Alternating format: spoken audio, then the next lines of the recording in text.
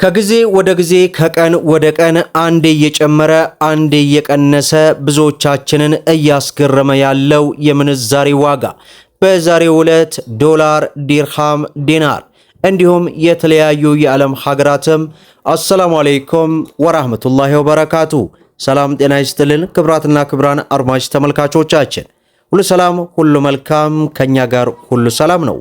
ዛሬ ሰኔ 15 2018 ዕለተ ሰኞ ብዙዎቻችሁ የምትፈልጉትን ብዙዎቻችሁም የምትጠብቁትን ዕለታዊና ወቅታዊ የምንዛሬ ዋጋ በዛሬው ዕለት በጥቁር ገበያ ጨምሯል። እንዲሁም በባንክ ከምን ደርሷል? በጥቁር ገበያ የ16 ሀገራትን በባንክ ደግሞ የ8 ሀገራትን መረጃ ካተን ረፋዱን ከች ብለናል። ሁላችሁም ቪዲዮን ላይክ ቻናሉን ሰብስክራይብ እያደረጋችሁ እስከ መጨረሻው ድረስ ተከታተሉ።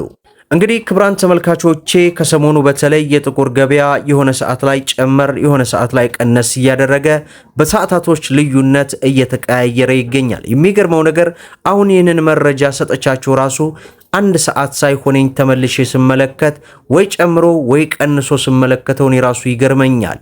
ይህ ሁኔታ እንግዲህ በተለይ አሁን ላይ የውጭ ምንዛሪ ከመለዋወጡ ጋር ተያይዞ የጥቁር ገበያ ደግሞ በከፍተኛ ሁኔታ አጣብቂኝ ውስጥ የገባበት ስርዓት ያለ ይመስላል።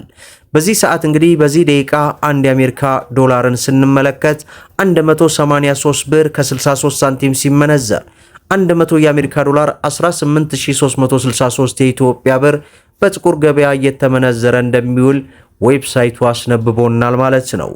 ሌላው ፓውንድ ስተርሊ ነው። በዛሬው ዕለት 1 ፓውንድ ስተርሊ 260 ብር ከ90 ሳንቲም ሲመነዘር 100 ፓውንድ ስተርሊ 26000 ከ90 ሳንቲም እየተመነዘረ ይገኛል ማለት ነው። ሌላው ዩሮ ነው።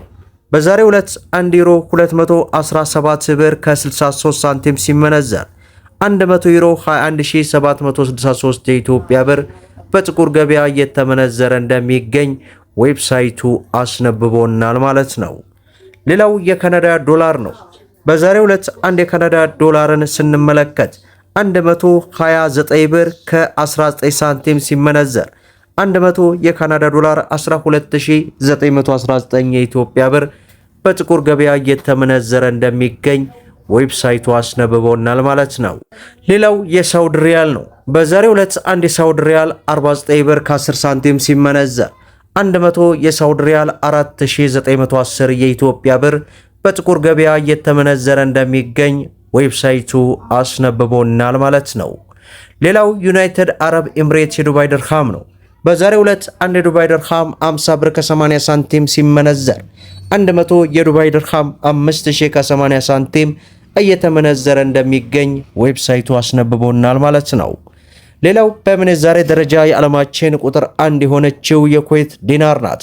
በዛሬው ዕለት አንድ የኩዌት ዲናር 611 ብር ከ70 ሳንቲም ሲመነዘር 100 የኩዌት ዲናር 61117 የኢትዮጵያ ብር ሲመነዘር ይውላል ማለት ነው። ሌላው የአውስትራሊያ ዶላር ነው። በዛሬው ዕለት አንድ የአውስትራሊያ ዶላር 130 ብር ከ30 ሳንቲም ሲመነዘር 100 የአውስትራሊያ ዶላር 13000 ከ30 ሳንቲም እየተመነዘረ ይውላል ማለት ነው። ሌላው በምንዛሬ ደረጃ የዓለማችን ቁጥር 2 የሆነችው የባህሬን ዲናር ናት።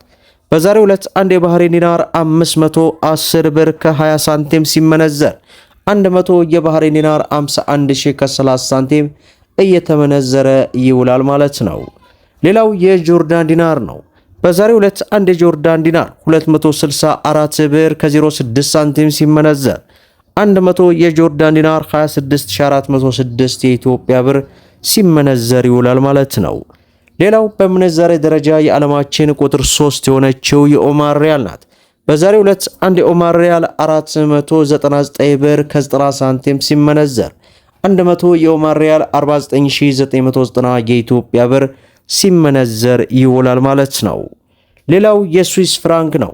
በዛሬው ዕለት አንድ የስዊስ ፍራንክ 136 ብር ከ66 ሳንቲም ሲመነዘር 100 የስዊስ ፍራንክ 13666 የኢትዮጵያ ብር ሲመነዘር ይውላል ማለት ነው። ሌላው የቻይና ዩዋን ነው።